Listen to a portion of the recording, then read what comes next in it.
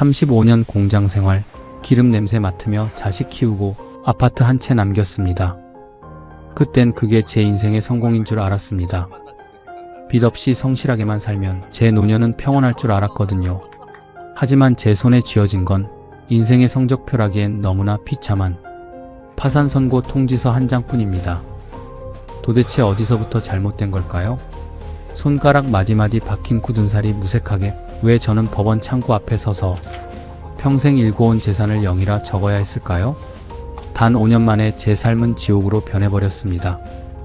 준비되지 않은 성실함이 거대한 파도 앞에 얼마나 무력하게 부서지는지 저는 그 대가를 너무나 비싸게 치르고서야 배웠습니다. 노후 파산의 잔인한 진실을 지금 시작합니다. 사연 시작하기 전에 구독과 좋아요, 알림 설정 부탁드립니다. 평범한 사람들의 숨겨진 이야기를 매일 전해드리는 채널입니다.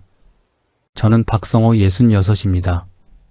저는 인천 남동공단에서 35년을 일했습니다. 25살에 처음 그 공장 문을 두드렸을 때 저는 아무것도 없었어요. 고향은 충청도 작은 농촌이었고 서울 근처라도 가면 뭔가 될 것 같아서 무작정 인천으로 올라왔습니다. 가진 거라곤 튼튼한 몸하고 젊음 하나뿐이었어요. 남동공단 초입에 있던 그 공장, 금속 부품을 찍어내는 작은 제조업체였습니다. 직원이 많아야 30명 남짓 되던 곳이에요. 처음엔 그냥 밥벌이 삼아 들어간 거였는데 한 해가 가고 두 해가 가다 보니 어느새 35년이 흘러 있더라고요. 공장 일이라는 게 해보신 분들은 아시겠지만 쉬운 게 하나도 없어요. 여름엔 공장 안이 불가마 같고 겨울엔 철판이 얼어붙을 것처럼 시려요. 기계 돌아가는 소리는 귀가 먹먹할 정도로 시끄럽고 기름 냄새는 옷에 배어서 씻어도 잘 안 빠졌습니다. 퇴근하고 집에 돌아오면 몸이 천근만근이었어요. 밥 먹고 나면 소파에 앉은 채로 잠들기 일쑤였습니다. 그래도 버텼어요. 버틸 수 있었던 건 아내 때문이었습니다. 아내는 저보다 더 고생했어요. 저는 공장 하나만 다니면 됐지만 아내는 아침 일찍 동네 식당에 나가서 저보다 늦게 들어왔습니다. 아내를 만난 건 공장 근처 국밥집이었는데 퇴근하고 우연히 들렀다가 알게 됐습니다.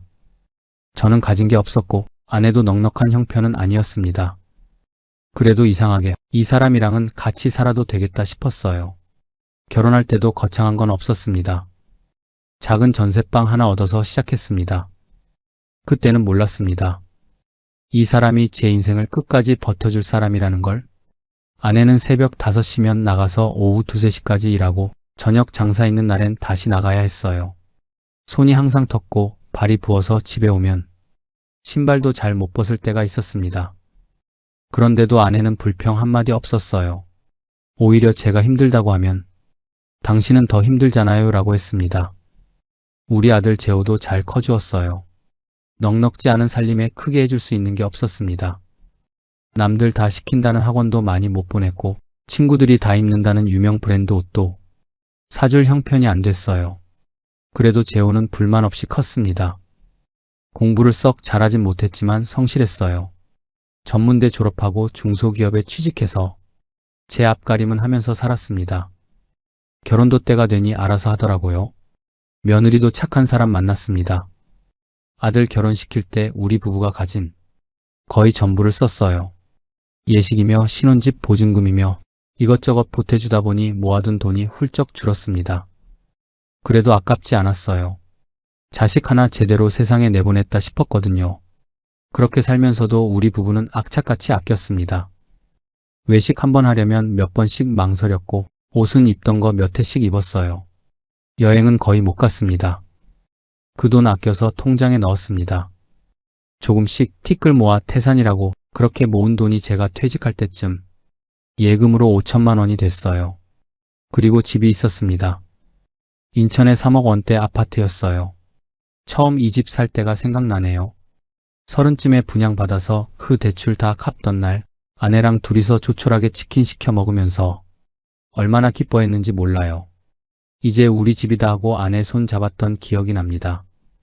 그러니까 제가 퇴직할 때 저는 이렇게 생각했어요. 퇴직금 1억, 예금 5천, 집 한 채. 이 정도면 잘 살았다고. 많이 번 사람들에 비하면 보잘것없겠지만 저 같은 사람이 35년 일해서 이만큼 일궈냈으면 성공한 거 아닌가 싶었습니다. 빚 하나 없이 자식 하나 반듯하게 키워서 집 한 채 남았으니 충분하다고요.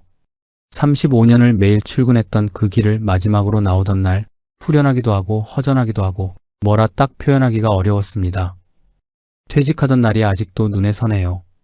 공장 동료들이 작은 자리를 마련해 줬어요. 삼겹살에 소주 한 잔씩 나눠 마시면서 축하해 줬습니다. 아직 일하는 친구들은 제가 부럽다고 했습니다. 오래 같이 일한 반장님은 성호 씨 진짜 오래 버텼다면서 술 한 잔 건네더라고요. 그 말이 괜히 뭉클했어요. 집에 오니 아내가 미역국을 끓여놨어요. 수고했어요. 그 한마디에 저도 모르게 눈물이 날 뻔했습니다. 세월이 한꺼번에 밀려오는 것 같았어요. 같이 고생한 아내한테 그 시간이 얼마나 버거웠을까 싶기도 했고요. 퇴직하고 나서 한동안은 그냥 쉬었습니다. 오전에 천천히 일어나서 아내가 차려주는 밥 먹고 동네 한 바퀴 산책하고 낮에 TV 보다가 낮잠 자고 저녁에 아내랑 같이 밥 먹고 그게 전부였어요. 처음엔 그게 너무 좋았습니다. 35년 동안 매일 새벽에 일어나서 출근했으니까요. 그런데 2달쯤 지나니까 슬슬 불편해지더라고요. 아내는 여전히 식당에 나가는데 저만 집에 있는 게 좀 민망했습니다. 뭔가 해야 할 것 같은데 딱히 할 게 없고 몸은 멀쩡한데 그냥 놀고 있는 것 같아서요. 그때 마침 아는 사람 소개로 아파트 경비 일을 시작했습니다. 집에서 가만히 있는 것보단 낫겠다 싶어서 시작했어요. 그때까지만 해도 저에게 큰 걱정은 없었어요. 국민연금이 몇 년 뒤부터 나온다고 했으니까 그때까지 일하면서 돈도 더 모으고 퇴직금이랑 예금 조금씩 아끼면서 살면 되겠다고 생각했습니다. 계산을 해봤어요. 퇴직금 1억에 예금 5천이니까 1억 5천만 원이잖아요. 한 달에 생활비로 150에서 200 정도 쓴다고 하면 아내도 일하고 저도 일하고 저희 두 사람 생활하는데 넉넉하지는 않아도 쪼들리진 않을 거라고요. 그 계산이 맞았더라면 얼마나 좋았을까요? 경비 일이 나쁘진 않았습니다. 공장처럼 기계 소리에 귀가 먹먹하지도 않고 기름 냄새에 절지 않아도 됐어요. 그냥 초소에 앉아서 차량 출입 확인하고 순찰 돌고 택배 받아주고 몸이 편하다면 편한 일이었습니다. 급여는 많지 않았지만 그래도 매달 통장에 뭔가 들어온다는 게 심리적으로 안정이 됐어요. 그런데 몸이 말을 안 듣기 시작했습니다. 35년을 공장에서 서서 일했으니 몸이 성할 리가 없었어요. 한여름에 순찰을 돌다 보면 무릎이 욱신거렸고 야간 근무를 서고 나면 다음날 종일 다리가 퉁퉁 부었습니다. 병원에 갔더니 퇴행성 관절염이라고 하더라고요. 무리하지 말라고 했습니다. 그래도 한동안은 버텼어요. 쉰다고 돈이 들어오는 것도 아니고 아내 혼자 벌어서는 생활비가 빠듯했으니까요. 그렇게 버티고 있던 어느 날이었어요. 아내가 퇴근하고 들어오더니 갑자기 주저앉는 거예요. 어지럽다고 머리가 너무 아프다고. 처음엔 그냥 피곤한 거겠지 싶었습니다. 워낙 무리하게 일하는 사람이라 가끔 그런 적이 있었거든요. 그냥 쉬면 낫겠지 했는데 다음날 새벽에 일어나려다가 제대로 못 일어나는 겁니다. 한쪽 팔에 힘이 없다고 말도 어눌하게 나온다고. 그때서야 저는 뭔가 심상치 않다는 걸 느꼈어요. 119를 불렀습니다. 구급차가 오고 아내가 들것에 실려 나가는데 그 장면이 아직도 잊히질 않아요. 새벽 5시면 어김없이 일어나 밥을 차리던 사람이 신발도 제대로 못 신고 들것에 누워있더라고요. 손을 잡았는데 힘이 하나도 없었습니다. 뇌경색이었어요. 의사가 뇌혈관이 막혔다고 했습니다. 다행히 빨리 발견해서 큰 고비는 넘겼다고 했는데 후유증이 남을 수 있다고 했어요. 재활 치료를 꾸준히 해야 한다고도 했습니다. 말은 그렇게 들었는데 솔직히 그 순간엔 아무것도 제대로 들리지 않았어요. 아내가 살아있다는 것, 그것 하나만 겨우 붙잡고 있었습니다. 경비 일은 그날 이후로 나가지 못했습니다. 아내를 혼자 둘 수가 없었어요. 아들 재호는 직장이 있고 며느리도 일하고 있었습니다. 제가 옆에 있어야 했어요. 아직 거동이 불편한 사람을 두고 초소에 앉아 있을 수가 없었습니다. 그렇게 경비 일도 끝났어요. 그러면서 처음으로 실감했습니다. 이제 들어오는 돈이 완전히 없다는 걸요. 아내도 더 이상 식당에 나갈 수 없게 됐고 저도 일을 못하게 됐습니다. 딱 그 순간부터 통장은 나가기만 하고 들어오는 건 아무것도 없었어요. 공과금이 빠져나가고 관리비가 빠져나가고 생활비로 돈이 나가고 매달 150에서 200만 원씩 통장에서 사라지기 시작했습니다.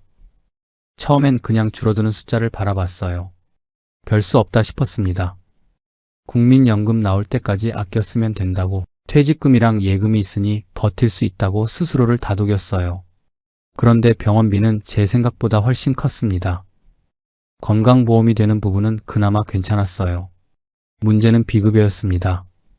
재활치료에 들어가는 비용, 이런저런 검사들, 하나하나는 별거 아닌 것 같아도 쌓이면 무시할 수 없는 돈이 됐어요. 간병도 문제였습니다. 처음에 잠깐은 간병인을 쓸까 생각도 했는데 하루에 15만 원이 넘는다고 하더라고요. 한 달이면 450만 원이에요. 그 돈을 낼 형편이 아니었습니다. 결국 제가 직접 했어요. 처음엔 낮에만 병원에 있다가 나중엔 아예 병원 침대 옆에서 자는 날이 많아졌습니다. 간병이라는 게 해보지 않으면 모릅니다.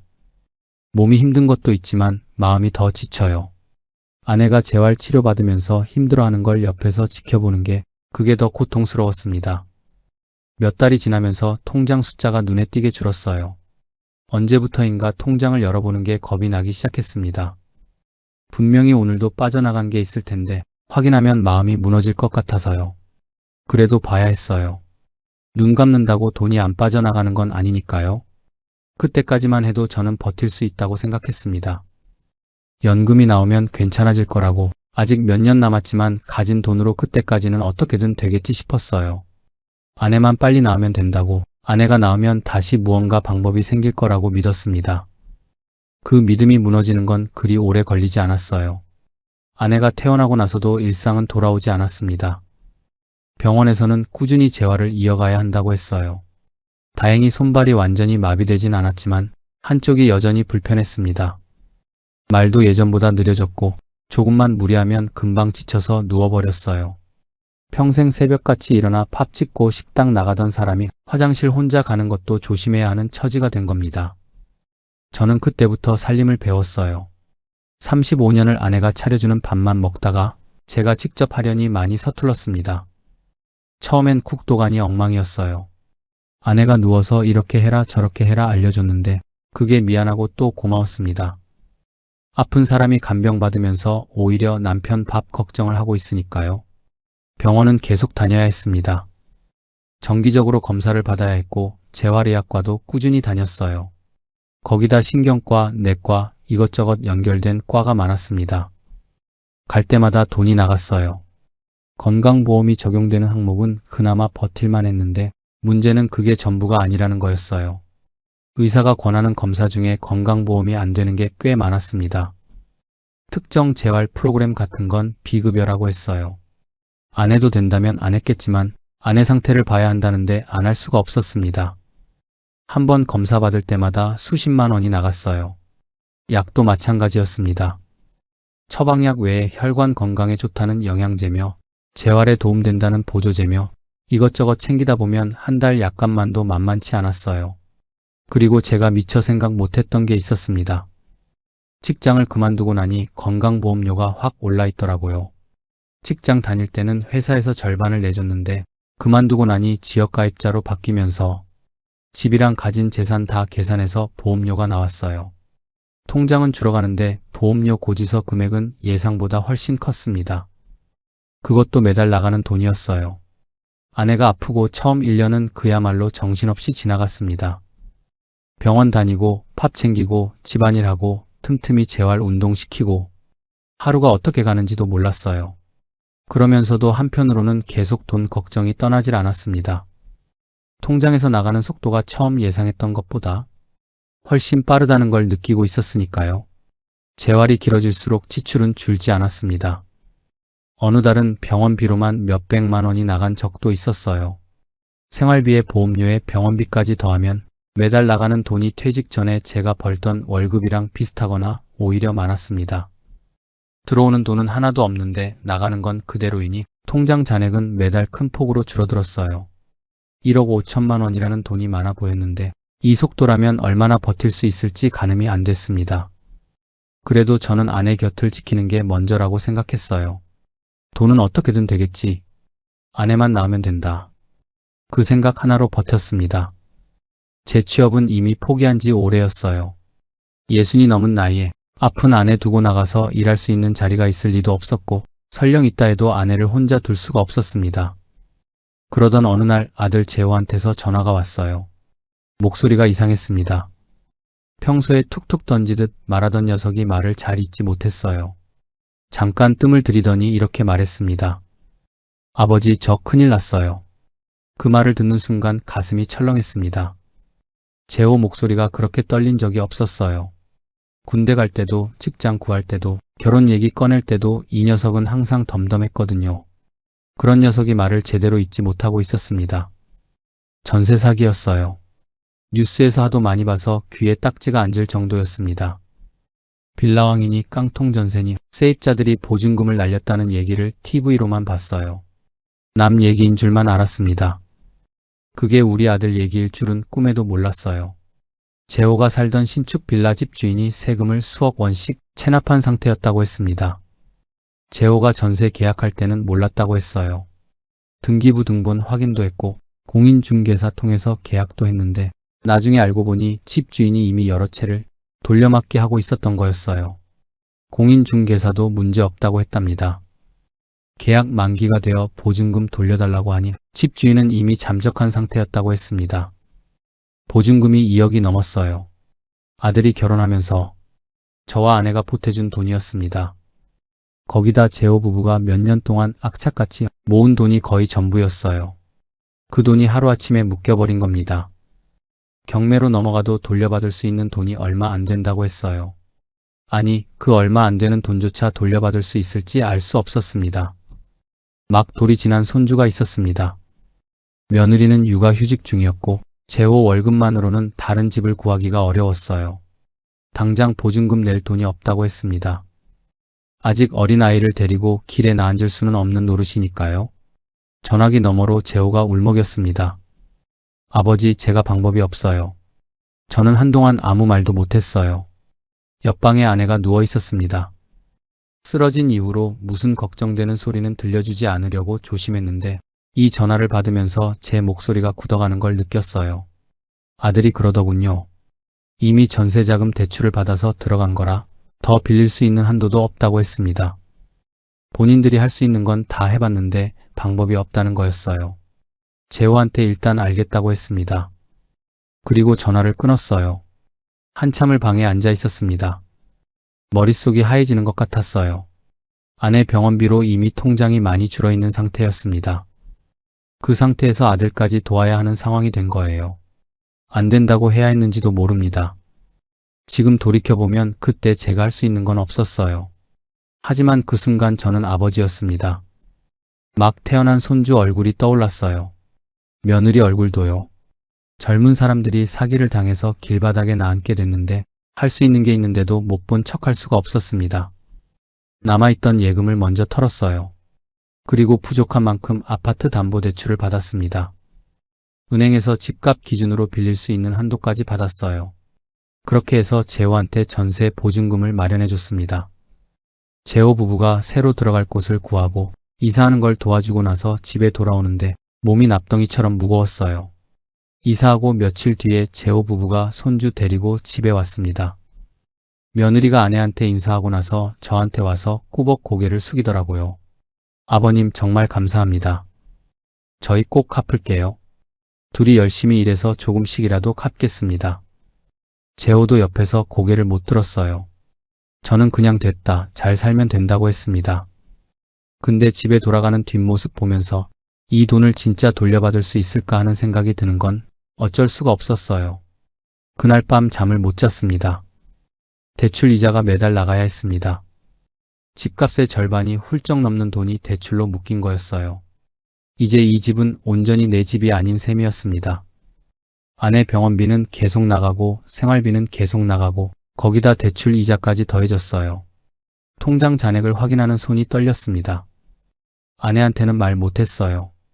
아직 몸 추스르는 중인데 이런 얘기 들려줄 수가 없었습니다. 재호도 아버지한테 이런 짐을 지웠다는 게 미안했는지 한동안 전화도 잘 못했어요. 저는 속으로만 삭혔습니다. 괜찮다고, 연금 나오면 달라진다고, 그때까지만 버티면 된다고. 근데 솔직히 그 말이 저 자신한테도 잘 믿기지 않았습니다. 숫자는 거짓말을 안 하거든요. 통장에 찍힌 숫자가 매달 무섭게 줄어드는 걸 눈으로 보면서 가슴 한쪽에서 불안이 자라고 있었어요. 그래도 설마 했습니다. 설마 이 집까지 잃게 되겠냐고. 설마 그러겠냐고. 그 설마가 저를 버티게도 했지만 결국 저를 더 깊은 곳으로 끌어내리기도 했습니다. 아들을 도와주고 난 뒤 저는 뭔가 달라졌습니다. 마음속 어딘가에 금이 간 것 같은 느낌이었어요. 티는 안 냈습니다. 아내 앞에서는 괜찮은 척, 아무 일 없는 척. 그게 제가 할 수 있는 전부였어요. 대출 이자는 매달 빠져나갔습니다. 처음 대출 받을 때만 해도 이자가 그나마 버틸 만한 수준이었어요. 그런데 얼마 지나지 않아 금리가 오르기 시작했습니다. 조금씩 오르더니 어느새 처음보다 이자가 훨씬 많이 나가고 있었어요. 원금은 꿈도 못 꿨습니다. 이자 내기도 빠듯했으니까요. 매달 이자 내고 거기다 아내 병원비에 생활비에 관리비까지 더하면 남는 게 없었어요. 오히려 모자랐습니다. 아내 몸은 좋아졌다 나빠졌다를 반복했어요. 재활 치료를 꾸준히 받으면서 한쪽 팔은 많이 나아졌는데 다른 문제가 생겼습니다. 혈압이 잘 잡히질 않는다고 했어요. 약을 바꿔보고 용량을 조절해보고 병원을 더 자주 다녀야 했습니다. 검사도 추가됐어요. 갈 때마다 돈이 나갔습니다. 한 번은 아내가 어지러워서 응급실을 간 적도 있었어요. 그날 응급실 비용만 수십만 원이 나왔습니다. 예상치 못한 돈이 불쑥불쑥 튀어나왔어요. 그러면서 저는 씀씀이를 더 줄였습니다. 시장 가면 제일 싼 것만 골랐습니다. 옷은 사지 않았어요. 같은 옷을 몇 년 동안 입었습니다. 겨울에 난방비 아끼려고 내복 껴입고 이불 덮고 지냈어요. 아내한테는 티 안 내려고 했는데 그게 잘 안 됐습니다. 저 혼자서는 이 상황이 너무나 버거웠습니다. 그렇게 한 해가 지나갔습니다. 버텼어요. 이를 악물고 버텼습니다. 연금만 나오면 달라질 거라고 조금만 더 버티면 된다고 스스로를 다독였어요. 통장 잔액이 위험한 수준으로 내려가고 있다는 걸 알면서도 달리 방법이 없었습니다. 두 번째에도 그렇게 지나갔어요. 이자는 계속 나갔고 병원비는 계속 나갔고 생활비는 계속 나갔습니다. 들어오는 돈은 없었어요. 통장에서 돈이 빠져나가는 속도가 무서웠습니다. 어느 날 통장을 열어보니 잔액이 몇백만 원 남짓이었어요. 손이 떨렸습니다. 이걸로 이번 달 이자 내고 나면 거의 바닥이었어요. 그 무렵부터 잠을 못 잤습니다. 누우면 계산이 머릿속에서 자꾸 돌아갔어요. 남은 돈이 얼마고 이번 달 나갈 돈이 얼마고 숫자들이 머릿속에서 뱅뱅 돌다가 새벽이 되면 겨우 잠들었습니다. 그러다 아내가 부르면 벌떡 일어나야 했어요. 그렇게 버티던 어느 날이었습니다. 드디어 연금이 나오기 시작했어요. 기다리고 기다리던 날이었습니다.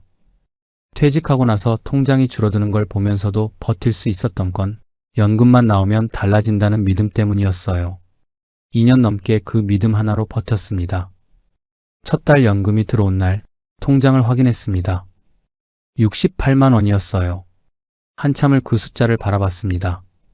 뭔가 잘못 본 건 아닌가 싶어서 다시 봤어요. 68만 원.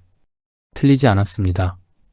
35년을 빠짐없이 납부했는데 손에 쥐어진 금액이 고작 68만 원이었어요. 허탈했습니다. 연금이 많지 않다는 건 알고 있었어요. 그래도 설마 이 정도일 줄은 몰랐습니다. 공장 다닐 때 월급이 많지 않았으니 납부액도 많지 않았을 거고 그러니 받는 것도 적을 수밖에 없다는 걸 머리로는 알았어요. 그런데 막상 숫자로 확인하니까 달랐습니다. 세월이 68만 원으로 환산되는 것 같아서 가슴 어딘가가 무너지는 느낌이었어요. 계산을 해봤습니다. 대출 이자가 매달 고정으로 나갔어요. 아내 재활치료비, 약값도 빠져나가야 했습니다. 병원 정기 검진도 계속됐고 생활비도 있었어요. 68만 원이 통장에 들어오는 순간 그보다 훨씬 많은 돈이 이미 빠져나갈 준비를 하고 있었습니다. 연금이 들어오기가 무섭게 통장을 스쳐 지나갔어요. 손에 잡히는 게 없었습니다. 매달 200만 원은 있어야 했어요. 최소한으로 잡아도 그랬습니다. 매달 100만 원 넘게 어딘가에서 더 끌어와야 하는 상황이었어요. 그나마 남아있던 얼마 안 되는 돈을 계속 쓸 수밖에 없었습니다. 바닥이 눈앞에 보이는데 막을 방법이 없었어요. 아내한테 처음으로 살짝 얘기를 꺼냈어요. 연금이 생각보다 적게 나온다고, 좀 아껴야 할 것 같다고. 아내는 한동안 말이 없었습니다. 그러더니 이렇게 말했어요. 내가 아프지만 않았어도. 그 말에 저는 아무 대꾸를 못했습니다. 아내 탓이 아니었어요. 평생 저보다 더 고생한 사람인데. 근데 그 말이 가슴에 박혀서 한동안 지워지질 않았습니다. 평생을 부었는데 이게 전부인가? 그 생각이 자꾸 머릿속을 맴돌았습니다. 억울한 건지 허탈한 건지 뭐라 딱 이름 붙이기가 어려웠어요. 그냥 무너지는 것 같았습니다. 조용히, 천천히, 그러나 확실하게 버텨야 했어요. 무너질 수가 없었습니다. 아내가 옆에 있었으니까요. 제가 무너지면 아내를 챙길 사람이 없었어요. 그래서 낮에는 표정 관리를 했습니다. 아내 앞에서는 아무렇지 않은 척, 괜찮은 척. 밤에 혼자서 통장 들여다보고 계산하고 한숨 쉬고 그렇게 버티는 사이에 통장 바닥이 완전히 보이기 시작했습니다. 처음 카드 현금 서비스를 받던 날을 잊을 수가 없습니다. ATM기 앞에 서서 카드를 넣는데 손이 떨렸어요. 평생 카드 돌려 쓰는 사람들 보면서 저는 저러면 안 된다고 생각했거든요. 빚지고 사는 건 제 방식이 아니었습니다. 그런데 그날 저는 그 앞에 서 있었어요. 이번 달 이자 낼 돈이 없었으니까요. 소액이었습니다. 딱 이번 달만 넘기자 싶었어요. 다음 달엔 어떻게든 되겠지 싶었습니다. 아끼면 되겠지, 뭔가 방법이 생기겠지. 그런데 다음 달이 됐을 때 상황은 나아지지 않았어요. 오히려 이번 달 카드값까지 더해져서 더 모자랐습니다. 또 카드를 썼어요. 그 다음 달도 마찬가지였습니다. 그게 굴레가 됐어요. 한 카드로 막으면 그 카드값이 또 나오고 다른 카드로 막으면 또 그 카드값이 나오고 돌려막기라는 게 이런 거구나 싶었습니다. 뉴스에서 그 말 들을 때는 남 얘기인 줄만 알았는데 제가 그 안에 들어와 있었어요. 이자에 카드값에 생활비까지 매달 나가는 돈이 눈덩이처럼 불어났습니다. 그 무렵 집을 팔기로 했어요. 이대로는 안 되겠다 싶었습니다.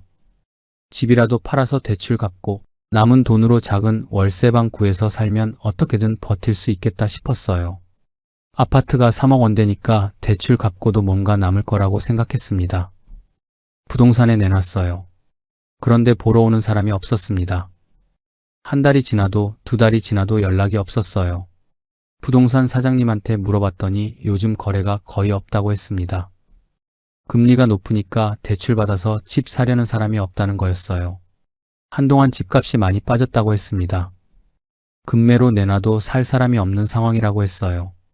집이 팔리질 않으니 방법이 없었습니다. 대출 이자는 계속 나갔어요. 카드값은 계속 쌓였습니다. 카드 한도가 차기 시작했어요. 그러자 이번엔 카드론을 알아봤습니다. 금리가 훨씬 높았어요. 그래도 당장 막을 돈이 없으니 어쩔 수가 없었습니다. 그렇게 제2금융권으로 발을 들였어요. 처음엔 그것도 딱 한 번만이라고 생각했습니다. 근데 한 번이 두 번이 되고 두 번이 세 번이 됐어요. 금리가 높은 곳에서 빌리니까 이자가 더 빠르게 불어났습니다. 갚으려고 빌리는 건데 빌릴수록 더 깊이 빠져드는 느낌이었어요. 자존심이 무너지는 건 한순간이었습니다. 평생 남한테 손 벌린 적이 없었어요. 빚지는 걸 가장 부끄럽게 여기며 살았습니다. 그런데 이제 어디서 빌릴 수 있나? 한도가 얼마나 남았나를 계산하는 게 일상이 됐어요.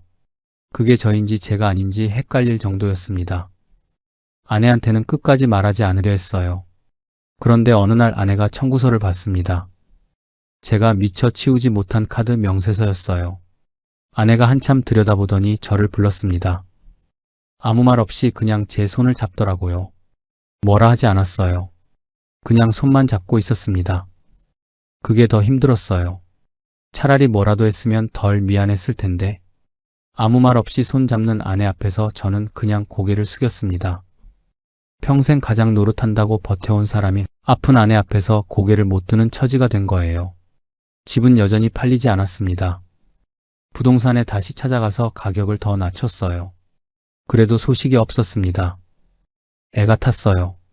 집만 팔리면 정리가 되는데 그 집이 팔리지 않으니 빚은 계속 쌓이고 이자는 계속 불어났습니다. 팔리지 않는 집을 바라보면서 이게 내 발목을 잡고 있구나 싶었어요. 평생 모아서 장만한 집이 이제는 제 목을 조이는 올가미가 된 것 같았습니다. 독촉 전화가 오기 시작했어요. 처음엔 문자였습니다. 납부일이 지났다는 안내 문자. 그 다음엔 전화가 왔어요. 정중한 목소리였지만 내용은 분명했습니다. 빨리 갚으라는 거였어요. 전화를 받을 때마다 가슴이 쿵 내려앉았습니다. 나중엔 모르는 번호로 전화가 오면 받기가 무서워졌어요. 그러던 어느 날 우편물이 하나 왔습니다. 법원에서 온 거였어요. 압류 통지서였습니다. 손이 덜덜 떨렸어요. 이게 나한테 온 게 맞나 싶어서 몇 번이나 이름을 확인했습니다. 박성호. 틀림없이 제 이름이었어요. 그날 밤 저는 처음으로 펑펑 울었습니다. 소리도 못 내고 울었어요. 아내가 들을까봐. 이불 속에 얼굴 묻고 어깨를 떨면서 울었습니다. 60이 넘은 남자가 평생 성실하게 살았다고 자부하던 사람이 이불 속에서 혼자 우는 신세가 됐어요. 어디서부터 잘못된 건지 모르겠었습니다. 크게 잘못한 것도 없었어요. 도박을 한 것도 아니고 사기를 친 것도 아니고 그냥 열심히 살았을 뿐인데, 아내가 아팠고 아들이 힘들었고 저는 그때마다 버텼을 뿐인데 그게 이렇게 끝나는 건 줄 몰랐습니다. 압류 통지서를 받고 나서 며칠을 멍하니 지냈습니다. 밥을 먹어도 맛이 없었어요. 아내 약 챙겨주고 밥 차려주고 겉으로는 똑같이 움직였는데 속은 텅 빈 것 같았습니다. 아내가 자꾸 괜찮냐고 물었어요. 괜찮다고 했습니다. 괜찮지 않았어요. 더 이상 버틸 수 있는 방법이 없었습니다. 카드는 한도가 꽉 찼고 제2금융권도 더 이상 빌려주는 데가 없었어요. 집은 여전히 팔리지 않았습니다. 대출 이자는 연체가 시작됐고 연체가 쌓이니 신용등급이 떨어졌어요. 신용등급이 떨어지니 더 빌릴 수 있는 곳이 없어졌습니다. 막다른 골목이었어요. 그 무렵 TV를 켰다가 뉴스를 봤습니다. 앵커가 차분한 목소리로 읽어 내려갔어요. 60대 이상 개인 파산 신청이 급증하고 있다고. 전체 파산 신청자 중 60대가 차지하는 비율이 45%에 달한다고 했습니다. 은퇴 후 소득 절벽과 의료비 부담, 자녀 지원이 겹치면서 노후 파산이 늘고 있다는 내용이었어요. 몇 년 전이었다면 그냥 흘려들었을 겁니다. 그런데 그날은 달랐어요. 앵커가 읽어 내려가는 그 내용이 전부 제 얘기였습니다. 은퇴 후 소득 절벽, 의료비 부담, 자녀 지원. 전부 제 얘기였어요. TV 속 통계가 갑자기 제 얼굴처럼 느껴졌습니다. 나도 저 45% 안에 들어가 있구나. 그 생각이 드는 순간 가슴이 먹먹했어요. 저는 특별히 잘못 산 사람이 아니었습니다. 남들 다 하는 투자를 한 것도 아니고 흥청망청 쓴 것도 아니에요. 그냥 평범하게 성실하게 살았을 뿐인데 그런 사람도 저 숫자 안에 들어간다는 게 그게 무서웠습니다. 며칠을 고민했어요. 파산이라는 단어가 머릿속을 떠나질 않았습니다. 그 단어가 주는 무게가 너무 컸어요. 파산, 실패한 사람, 빚을 못 갚은 사람, 평생 그 단어와는 상관없이 살아온 사람인데 이제 그게 제 이야기가 되는 건가 싶었습니다. 그래도 알아봤어요. 인터넷을 찾아보고 법원 홈페이지도 들어가 봤습니다. 개인 파산이라는 게 무엇인지, 어떻게 신청하는 건지 찾아보면 볼수록 이게 저한테 해당되는 얘기라는 걸 알 수 있었어요. 빚을 도저히 갚을 수 없는 상황, 재산을 다 처분해도 부채를 감당할 수 없는 상황. 그게 지금 제 상황이었습니다.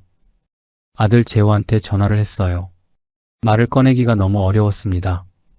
한참을 다른 얘기하다가 겨우 꺼냈어요. 아버지가 지금 많이 힘들다고, 파산 신청을 생각하고 있다고. 전화기 너머로 재호가 한동안 말이 없었습니다. 그러더니 목이 잠긴 목소리로 이렇게 말했어요. 아버지 죄송해요. 저는 괜찮다고 했습니다. 네 탓이 아니라고. 근데 그 말을 하면서 저도 목이 메었어요. 아들한테 괜찮다고 말하면서 전혀 괜찮지 않은 제가 있었습니다. 법원을 찾아간 건 그로부터 며칠 뒤였어요. 버스를 타고 갔습니다. 법원 건물 앞에 서는데 다리가 떨렸어요. 안으로 들어가서 파산 신청 창구를 찾았습니다.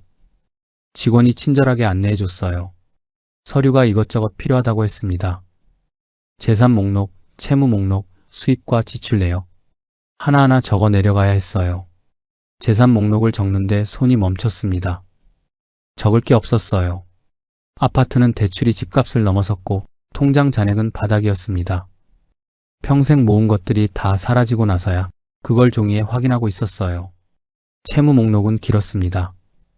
대출, 카드값, 카드론, 제2금융권. 적으면 적을수록 얼마나 깊이 빠져 있었는지가 보였어요. 서류를 다 작성하고 창구에 제출했습니다. 직원이 접수 확인증을 건네줬어요. 그걸 받아들고 법원 건물을 나오는데 발이 떨어지지 않았습니다. 하늘을 봤어요. 그냥 멍하니 하늘을 바라봤습니다. 66이었어요.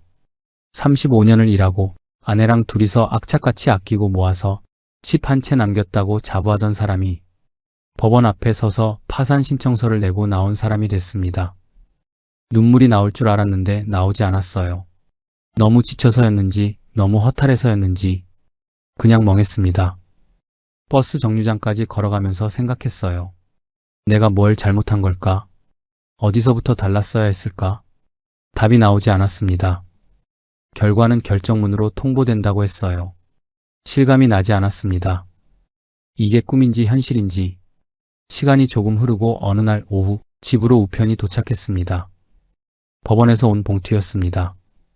한참을 들고만 있다가 겨우 뜯었습니다. 안에는 파산 선고라는 글자가 적혀 있었습니다. 그걸 보고 나서야 아, 정말 끝났구나 싶었습니다. 그날 저녁 전화를 했습니다. 재호였어요. 됐다고 했습니다. 선고 났다고. 전화기 너머로 재호가 한동안 아무 말도 못했습니다. 저도 그랬습니다.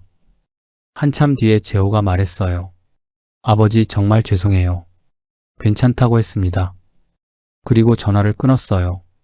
며칠이 지났습니다. 멍하니 지냈어요.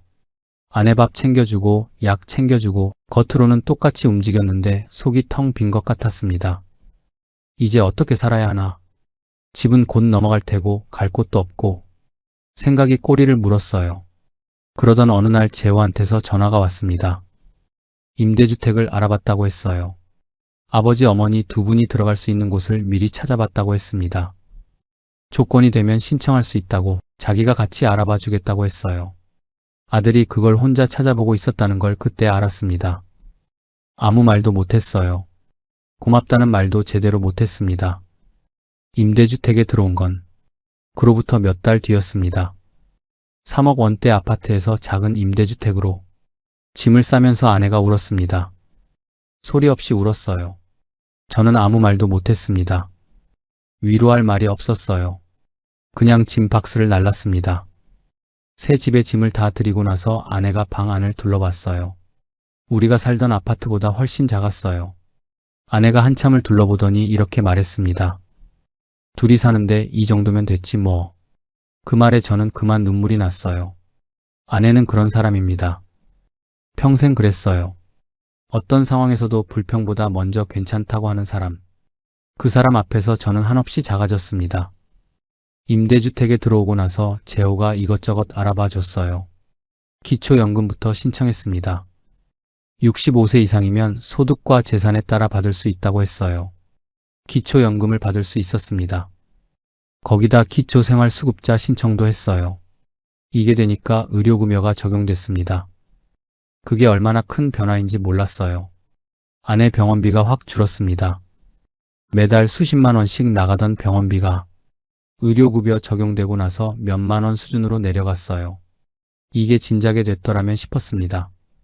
몰라서 못 받은 거였어요. 이런 제도가 있다는 걸 진작 알았더라면 그렇게까지 버둥대지 않아도 됐을 텐데 허탈하기도 하고 억울하기도 했습니다. 노인 장기 요양보험도 신청했어요. 아내가 뇌경색 후유증이 있으니 등급이 나왔습니다. 요양보호사 선생님이 주기적으로 오셔서 아내 돌봄을 도와주십니다. 제가 혼자 다 감당하던 걸 이제 나눌 수 있게 됐어요. 처음 요양보호사 선생님이 오시던 날 저는 혼자 베란다에 나가서 한참을 서 있었습니다. 이걸 왜 이제야 알았을까 싶어서요. 그러던 중에 주민센터에서 안내문이 왔습니다. 노인 일자리 사업이었어요. 65세 이상이면 신청할 수 있다고 했습니다. 여러 종류가 있었는데 그 중에 시니어 등하교 도우미가 눈에 들어왔어요. 초등학교 등하교 시간에 아이들 안전하게 길 건너도록 도와주는 일이었습니다. 솔직히 처음엔 망설였어요. 아내가 걱정됐거든요. 아직 혼자 있기엔 불안한 상황인데 내가 나가 있어도 되나 싶었습니다. 요양보호사 선생님이 오시는 시간이랑 맞춰보니까 오전 등교 시간은 선생님이 계실 때였어요. 그렇게 시작했어요. 처음 노란 조끼를 입고 횡단보도 앞에 섰을 때가 생각납니다. 손에 깃발을 들고 서 있는데 솔직히 마음이 복잡했어요. 35년을 공장에서 부품 찍어내던 사람이 이제 깃발 들고 서 있구나 싶었습니다. 근데 이상한 일이 생겼어요. 아이들이 지나가면서 인사를 하는 거예요. 할아버지 안녕하세요. 까르르 웃으면서 지나가는 아이들을 보는데 가슴 한쪽이 뭔가로 채워지는 느낌이었습니다. 오래간만이었어요. 뭔가 쓸모 있는 사람이 된 것 같은 느낌. 누군가한테 도움이 되고 있다는 느낌. 파산하고 나서 한동안 저는 이 세상의 짐덩이가 된 것 같았거든요. 그런데 그 작은 인사 하나가 그 마음을 조금 건드렸습니다. 집에 돌아와서 아내한테 얘기했어요. 오늘 애들이 인사를 얼마나 잘하는지 모른다고. 아내가 웃었습니다. 오래간만에 보는 웃음이었어요. 그 웃음 하나가 그날 하루를 버티게 해줬습니다. 급여가 많지는 않아요. 그래도 매달 조금씩 들어오는 돈이 있다는 게 다릅니다. 국민연금에 기초연금에 일자리 급여까지 합치면 많지는 않지만 아내랑 둘이 기본적인 생활은 됩니다. 임대주택이라 주거비 부담도 전보다 훨씬 줄었어요. 파산 전에 매달 이자에 치이고 카드값에 쫓기던 때보다 지금이 오히려 숨이 트입니다. 지금 이 이야기를 하는 건 제 부끄러움을 털어놓으려는 게 아닙니다. 저처럼 되지 마시라고 하는 거예요. 저는 나쁜 사람이 아니었습니다. 게으른 사람도 아니었어요. 35년을 하루도 빠짐없이 출근했고 도박도 투기도 한 적 없이 그냥 성실하게 살았습니다. 그런데 그것만으로는 부족했어요. 성실함이 잘못된 게 아니었습니다. 다만 준비가 없었어요. 퇴직하고 나서 연금이 나오기까지 그 공백을 미리 생각하지 못했습니다. 몇 년치 생활비가 그냥 빠져나가는 시간이에요. 그 기간을 어떻게 버틸 건지 미리 설계하셔야 합니다. 저는 그냥 있으면 되겠지 했다가 그 공백이 발목을 잡았어요. 아내가 아플 수 있다는 것도 미리 생각하지 못했습니다. 건강할 때는 몰라요. 그런데 한번 쓰러지면 병원비가 어마어마합니다. 실손보험이라도 제대로 들어두셨으면 합니다. 저는 보험료 아깝다고 줄였다가 그게 더 컸어요. 자식이 힘들면 외면할 수 없는 게 부모 마음입니다. 저도 압니다. 근데 노후 자금에 손을 대는 건 결국 나를 무너뜨리는 일이에요. 자식을 도우려다가 부모가 쓰러지면 결국 자식한테 더 큰 짐이 됩니다. 아들 재호가 지금도 죄송하다고 해요. 자기 때문이라고 도와드리지 못해서 죄송하다고요. 돕는 것도 내가 서 있어야 할 수 있는 겁니다. 그리고 이런 말씀도 드리고 싶습니다. 나라에서 운영하는 제도들이 생각보다 많아요. 기초연금, 노인 일자리 사업. 저는 파산하고 나서야 이걸 알았습니다. 진작 알았더라면 그렇게까지 무너지지 않았을 수도 있었어요. 주민센터 한 번만 가보셔도 됩니다. 모르면 손해예요. 받을 수 있는 걸 모르고 안 받는 분들이 생각보다 많습니다. 오늘 아침에도 노란 조끼 입고 횡단보도 앞에 섰습니다. 아이들이 우르르 건너오면서 할아버지 안녕하세요 합니다. 저도 그래 조심해서 가하고 손을 흔들었어요. 가진 것도 없고 내세울 것도 없는 66 노인이지만 매일 아침 그 자리에 서면 아직 쓸모 있는 사람이라는 생각이 듭니다. 그게 지금 저를 버티게 해줍니다. 성실하게 사는 것, 그건 틀리지 않았어요. 평생 그렇게 살아온 것 후회하지 않습니다. 다만 성실함만으로는 막을 수 없는 일들이 있어요.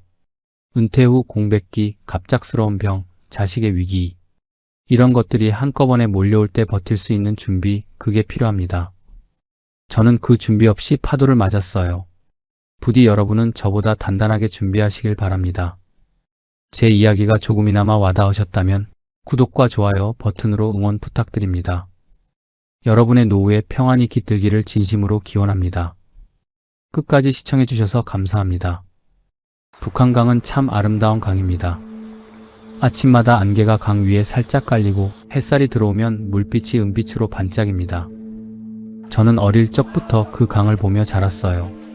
서울로 올라와 30년을 살면서도 언젠가는 꼭 돌아가겠다고 마음속으로 다짐했어요. 그리고 62, 드디어 그 꿈을 이뤘습니다. 북한강이 내려다 보이는 펜션을 샀고 아내와 함께 강바람을 맞으며 아침 커피를 마셨어요. 그때는 정말 행복했습니다. 그런데 지금의 저는 그 강에 없습니다. 서울 변두리 작은 빌라에서 경비복을 입고 하루를 시작하고 있어요. 10억이 있었습니다. 6년 만에 거의 다 사라졌어요. 고향이 저를 배신한 게 아닙니다. 제가 추억을 너무 믿었던 거예요. 이건 그 이야기입니다. 사연 시작하기 전에 구독과 좋아요, 알림 설정 버튼 한번 눌러주세요. 평범한 사람들의 숨겨진 이야기를 매일 전해드리는 채널입니다. 제 이름은 박석준입니다. 올해로 69이 됐으니 벌써 그 일이 있은 지 7년이 지난 셈이네요. 지금 생각하면 참 어리석었다 싶지만 그때는 정말 그게 최선이라고 믿었습니다. 아니, 최선이 아니라 당연한 수순이라고 생각했어요. 이야기는 제가 62이 되던 해 2018년 봄으로 거슬러 올라갑니다. 저는 32살에 구청에 입사했습니다. 젊은 시절 딱히 내세울 것 없었던 저에게 공무원 시험은 인생의 전환점이었어요. 합격 통지서를 받던 날 어머니가 얼마나 좋아하셨는지 지금도 눈에 선합니다. 그날 이후로 저는 한눈 팔지 않고 그 자리를 지켰습니다. 지각 한 번, 결근 한 번 없이 꼬박 30년을 다녔으니까요. 민원실에서 시작해 총무과, 복지과를 거쳤고 마지막 10년은 지역개발팀에서 보냈습니다. 화려한 자리는 아니었지만 저는 제 일에 자부심이 있었어요. 서류 하나도 꼼꼼히 따지고 규정에서 벗어나는 일은 절대 하지 않는 스타일이었습니다. 동료들이 원칙주의자라고 불렀는데 그게 칭찬인지 핀잔인지 모를 때도 있었지만 저는 그 말이 싫지 않았어요. 그렇게 30년이 흘렀습니다. 퇴직식은 2018년 3월 말이었습니다. 구청 대회의실에서 열린 조촐한 자리였어요. 공로패를 받고 동료들이 박수를 쳐줬습니다. 오래 함께한 사람들의 얼굴을 보니 뭉클하기도 하고 이상하게 멍하기도 했어요.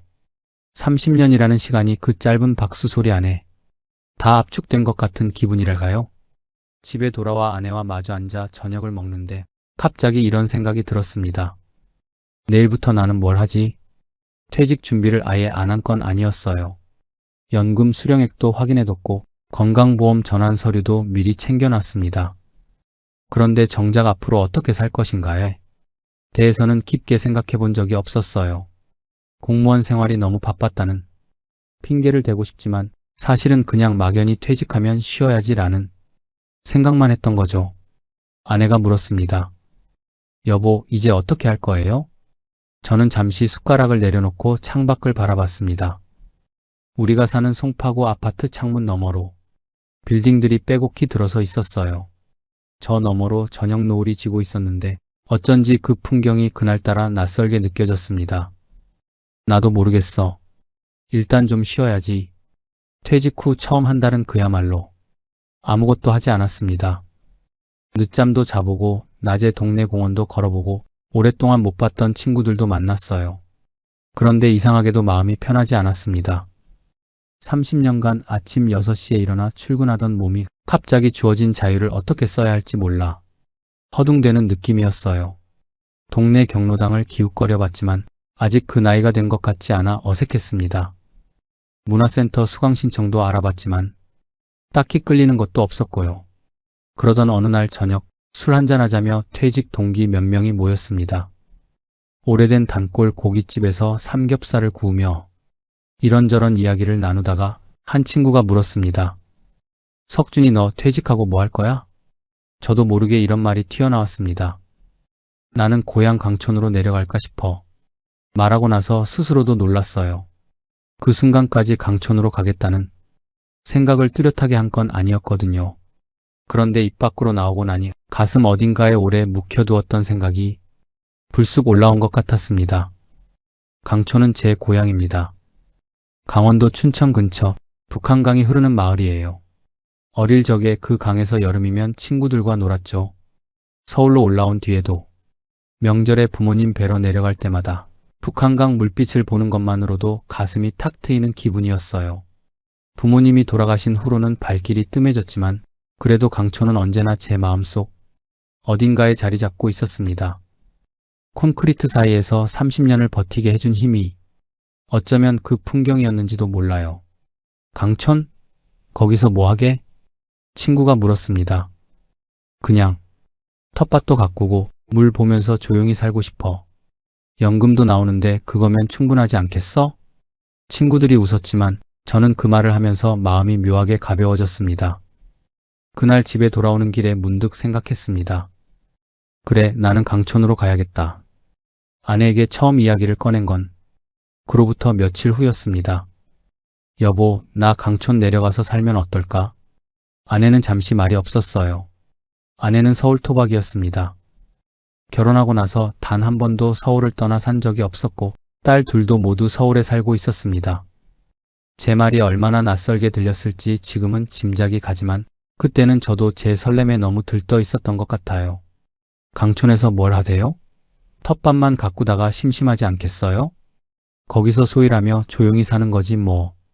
공기도 좋고 물도 좋고. 서울에서 이렇게 복잡하게 살 이유가 없잖아. 아내는 그 자리에서 반대도 찬성도 하지 않았습니다.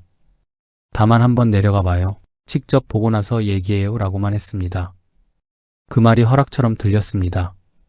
그 다음 주 주말 저는 혼자 강촌행 기차를 탔습니다.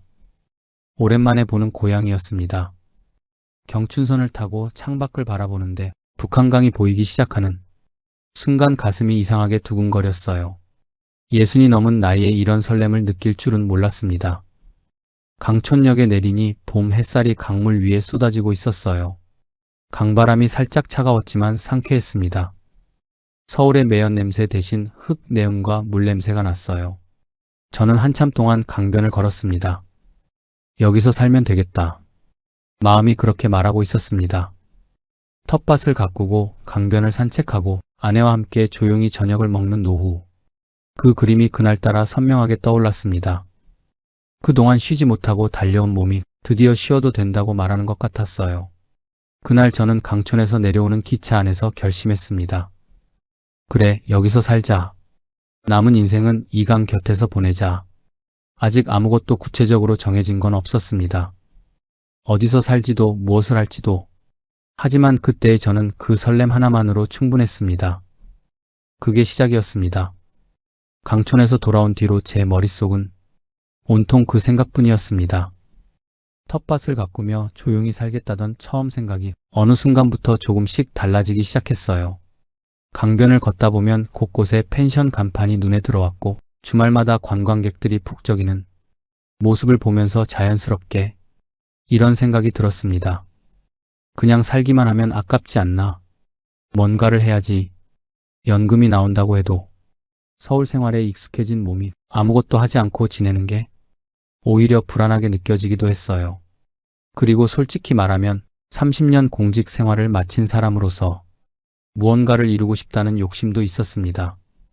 그냥 강가에 앉아 세월만 보내는 노인이 아니라 내 손으로 뭔가를 만들어가는 노후를 꿈꿨던 거죠. 그때부터 저는 강촌을 다시 보기 시작했습니다. 그해 봄부터 여름까지 저는 강촌을 4~5번 더 내려갔습니다. 갈 때마다 강변을 걷고 동네 구석구석을 돌아다니며 이것저것 눈에 담았어요. 마침 여름이 가까워지면서 관광객이 하나둘 늘어나기 시작했습니다. 주말이면 북한강변 주차장이 꽉 찼고 카페마다 사람들이 줄을 섰어요.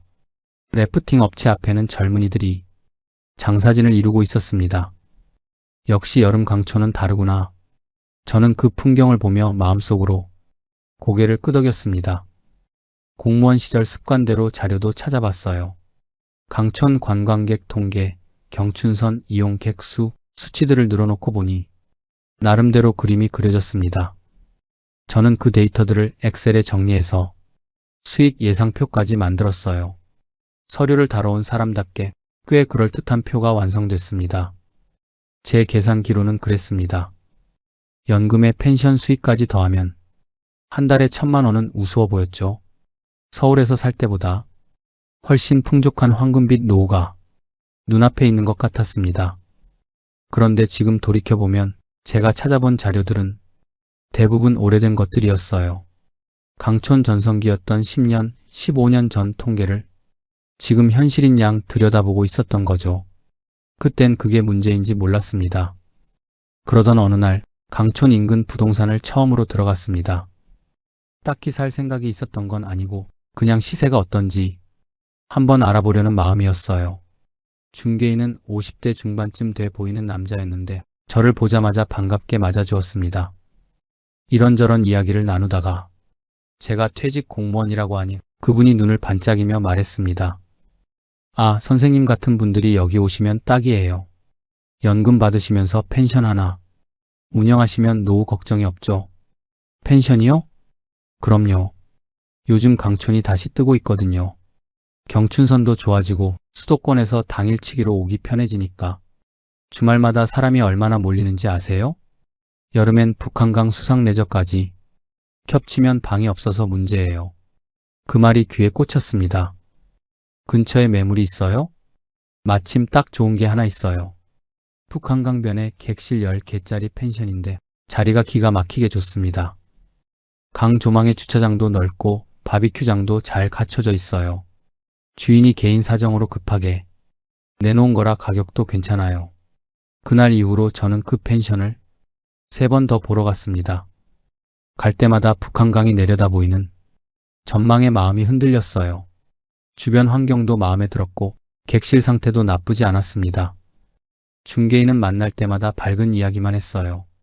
여름 2달만 잘 버텨도 1년 운영비가 나온다고들 하더라고요.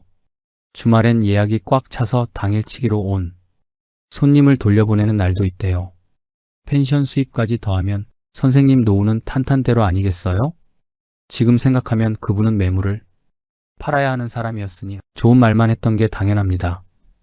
하지만 그때 저는 듣고 싶은 말을 해주는 사람의 말을 더 믿고 싶었던 것 같아요. 주변에서 만류하는 목소리도 있었습니다.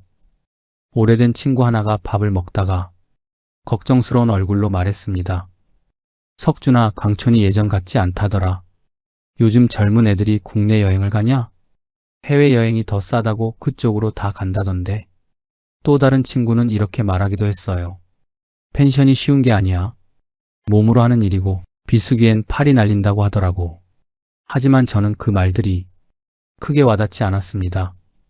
저는 직접 발로 뛰며 알아본 사람이었고 숫자로 분석표까지 만들어둔 사람이었으니까요. 막연히 걱정하는 친구들과 저는 다르다고 생각했어요. 나는 데이터를 봤어. 직접 확인했다고. 그 자신감이 문제였습니다. 저희 자산을 정리하면 이랬습니다. 송파구 아파트 시세가 당시 10억 원 정도였어요. 퇴직수당과 그동안 모아둔 저축을 합치면 4억이 됐습니다. 아파트를 전세로 내주면 6억 정도는 받을 수 있었고 거기에 4억을 더하면 딱 10억이 됐어요. 북한강변 그 펜션 매입가가 9억쯤이었습니다. 나머지 1억은 초기 운영자금으로 남겨두면 좋겠다고 생각했습니다. 아내에게 본격적으로 설득을 시작한 건 그 무렵이었습니다. 여보, 내가 이것저것 다 알아봤어. 내 연금도 나오고 여름 성수기만 잘 버티면 1년 운영비는 나온다고 하더라고. 북한강변이라 전망도 기가 막히고 수상레저 손님들도 많이 있어서 여름엔 방이 없어서 예약을 못할 정도래. 아내는 한참 말이 없었어요. 서울 아파트를 전세로 내주면 언제든 돌아올 수 있는 거잖아. 집을 파는 게 아니니까. 제가 그렇게 말하자 아내가 조용히 물었습니다. 잘못되면 어떻게 할 거예요? 잘못될 게 뭐가 있어? 최악의 경우에도 전세 돌려주고 펜션 팔고 서울 오면 그만이잖아. 그 말이 얼마나 아니란 생각이었는지 그땐 정말 몰랐습니다. 2018년 9월 저희는 서울 아파트에 세입자를 들였습니다. 전세금 6억을 받아 손에 쥐었을 때 묘하게 가슴이 두근거렸어요.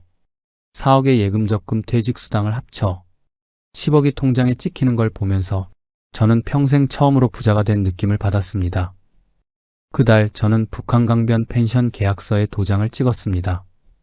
아내는 짐을 싸면서도 표정이 밝지 않았어요. 딸들도 걱정 어린 눈으로 배웅해줬습니다. 하지만 저는 괜찮았습니다. 아니, 기뻤습니다. 강촌으로 내려가는 차 안에서 창밖으로 북한강이 보이기 시작했을 때 저는 속으로 생각했습니다. 이제 진짜 내 인생이 시작되는구나. 그 생각이 얼마나 큰 착각이었는지 저는 그로부터 몇 년 후에야 뼈저리게 깨닫게 됩니다. 강촌에 내려온 첫날 아침, 눈을 뜨자마자 창문을 열었습니다. 북한강이 바로 눈앞에 펼쳐졌어요. 아침 안개가 강 위에 살짝 깔려 있었고 물빛이 은빛으로 반짝였습니다.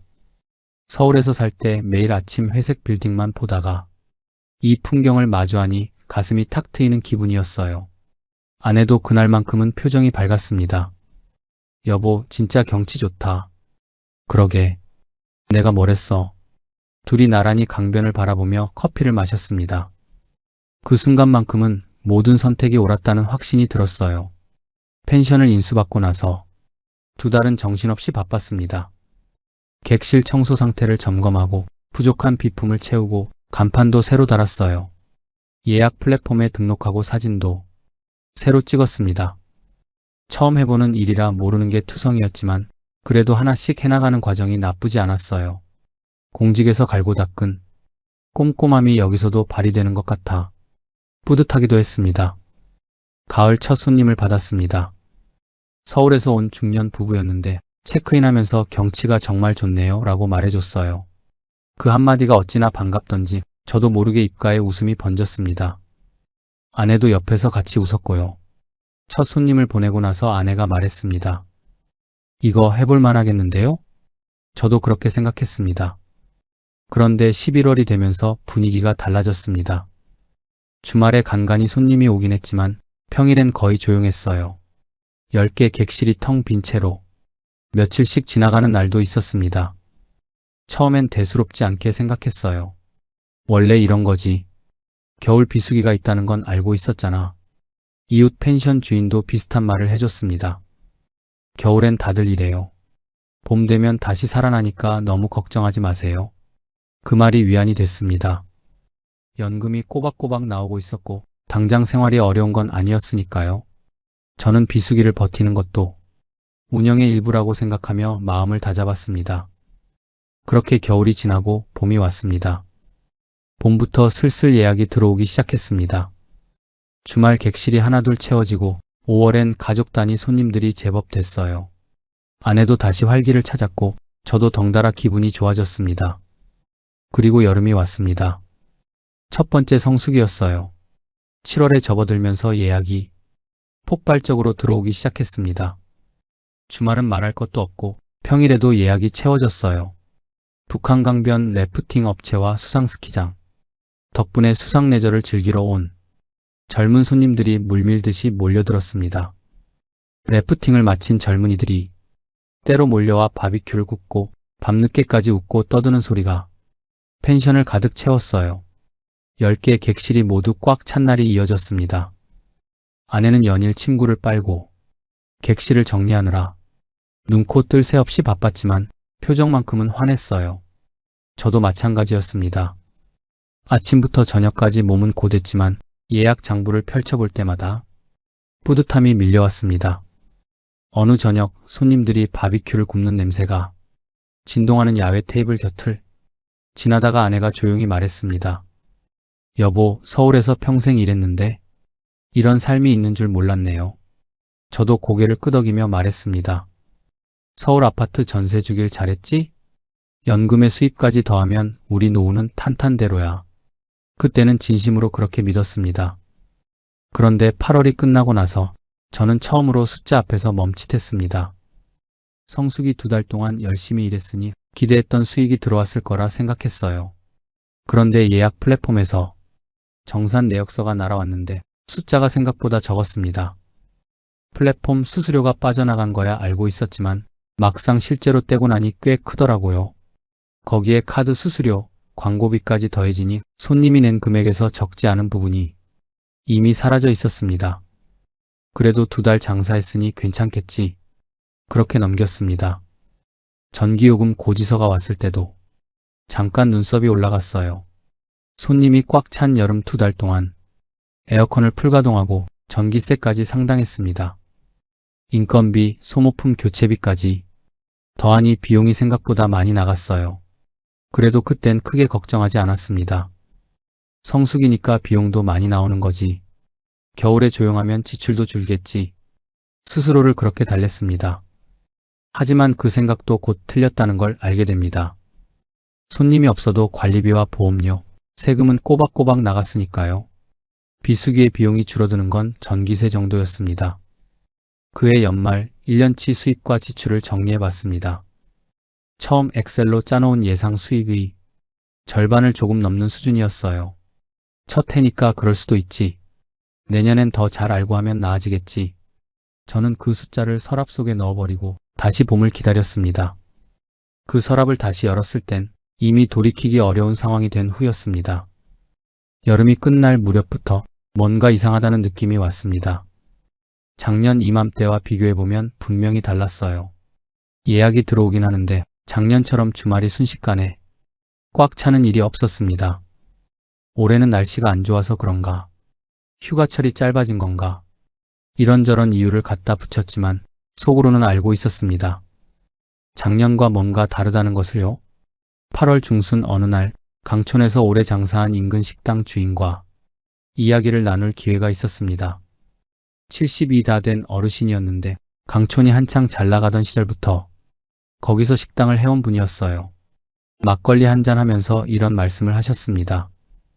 요즘은 예전만큼 사람이 안 와. 옛날엔 대학생 MT 버스가 줄을 서서 들어왔는데 요즘은 그런 거 통 못 보겠어. 손님이 많이 줄었나요? 줄었냐고 거의 없어졌지. 요즘 대학생들이 어디 강촌으로 와. 다들 해외로 나가거나 그냥 각자 논다고 하더라고. 그 말을 듣고 나서야 저도 돌아보게 됐습니다. 생각해보니 그랬어요. 작년 여름엔 래프팅, 수상 레저 손님들이 많았지 대학생 단체 손님은 사실 별로 없었습니다. 제가 강촌에 내려오기 전에 상상했던 대학생 행렬은 처음부터 없었던 거예요. 그 무렵부터 주변을 다시 돌아보기 시작했습니다. 경춘선 ITX가 서울에서 강촌까지 1시간이 채 걸리지 않는다는 건 내려오기 전부터 알고 있었어요. 교통이 좋아지면 사람들이 더 많이 온다고 생각했습니다. 그런데 현실은 반대였어요. 교통이 좋아지니까 사람들이 굳이 자고 가지 않는 거였습니다. 아침에 서울에서 출발해서 래프팅 한번 하고 밥 먹고 저녁에 다시 전철 타고 돌아가면 그만이니까요. 당일치기로 충분한 곳이 돼버린 겁니다. 인근 가평, 춘천, 남이섬까지 눈을 돌려보니 상황은 더 심각했어요. 북한강 라인을 따라 펜션이 얼마나 많은지 제가 내려오기 전보다 훨씬 늘어나 있었습니다. 조금만 검색해봐도 수십, 수백 개의 펜션이 쏟아졌어요. 그 많은 펜션들이 같은 손님을 두고 경쟁하고 있었던 거죠. 저는 그제야 제가 뛰어든 시장이 얼마나 포화 상태인지를 실감했습니다. 더 뼈아팠던 건 트렌드가 이미 바뀌어 있었다는 거였습니다. 어느 날 예약 플랫폼을 둘러보다가 깜짝 놀랐어요. 인근에 새로 생긴 펜션들 사진을 보는데 제 펜션과는 차원이 달랐습니다. 객실마다 개인 수영장이 딸린 풀빌라, 통유리로 강이 보이는 감성 인테리어, 욕조가 테라스에 나와 있는 프라이빗룸. 사진만 봐도 여기서 자고 싶다는 생각이 들 만한 곳들이었어요. 저희 펜션은 어땠냐고요. 객실 10개가 나란히 붙어있는 구조에 공용 바비큐장, 강 조망은 되지만 개인 공간이라고 할 게 없는 평범한 형태였습니다. 2010년대 초반에 지어진 건물이었으니 2019년 기준으로 이미 낡은 축에 속했어요. 펜션 업계에서는 신축도 몇 년 지나면 리모델링을 해야 한다는 말이 있더라고요. 소비자들 눈높이가 빠르게 올라가기 때문에 조금만 시간이 지나도 구식으로 분류된다는 거예요. 그런데 저는 그런 흐름을 전혀 몰랐습니다. 30년 공직 생활 동안 저는 규정과 전례를 따르는 일을 해왔습니다. 시장이 어떻게 변하는지, 소비자 트렌드가 어디로 흘러가는지를 읽는 훈련은 한 번도 해본 적이 없었어요. 데이터를 보긴 했지만 오래된 데이터였고 현장을 봤지만 보고 싶은 것만 봤습니다. 좋은 자리에 펜션 하나 있으면 손님은 온다. 그게 제 생각의 전부였어요. 그리고 그 생각이 틀렸다는 걸 저는 너무 늦게 알았습니다. 수익 구조를 다시 들여다보기 시작한 것도 그 무렵이었습니다. 예약 플랫폼 수수료가 만만치 않다는 건 운영 초기부터 알고 있었어요. 그런데 막상 계산해보니 손님이 낸 금액에서 플랫폼 수수료에 카드 수수료, 플랫폼 내 광고비까지 빠지고 나면 실제로 손에 쥐는 돈이 생각보다 훨씬 적었습니다. 그렇다고 플랫폼을 안 쓸 수도 없었어요. 저는 SNS도 할 줄 몰랐고 블로그 운영은 엄두도 못 냈습니다. 자체 홈페이지를 만들어 직접 예약을 받으면 수수료를 아낄 수 있다는 걸 나중에야 알았지만 그걸 어떻게 해야 하는지 몰랐어요. 결국 플랫폼에 100% 의존할 수밖에 없었고 플랫폼에서 노출이 잘 되려면 또 광고비를 써야 했습니다. 꾸준히 홍보하고 SNS에 사진 올리고 블로그에 후기 관리하는 것도 엄연히 운영의 일부라는 걸 저는 몰랐어요. 공무원 시절 마인드대로 좋은 걸 제공하면 입소문이 나겠지라고 생각했는데 그건 요즘 세상에서 통하는 방식이 아니었습니다. 수수료의 광고비에 고정으로 나가는 관리비의 공과금까지 다 빼고 나면 성수기에 방을 꽉 채워도 남는 게 생각보다 없었습니다. 비수기엔 말할 것도 없었고요. 2019년 수익을 정리해보니 전년도보다 절반 가까이 줄어 있었습니다. 연금으로 생활비를 충당하고 펜션 수익으로 운영 고정비를 메우는 구조가 되어 있었어요. 제가 처음에 그렸던 그림, 연금에 펜션 수입이 더해지는 풍족한 노후와는 완전히 달랐습니다. 밤에 혼자 장부를 들여다보다가 처음으로 이런 생각이 들었습니다. 내가 잘못 판단한 건가? 인정하기 싫었어요. 30년간 꼼꼼하게 살아온 사람이 발품까지 팔아서 결정한 일이었으니까요.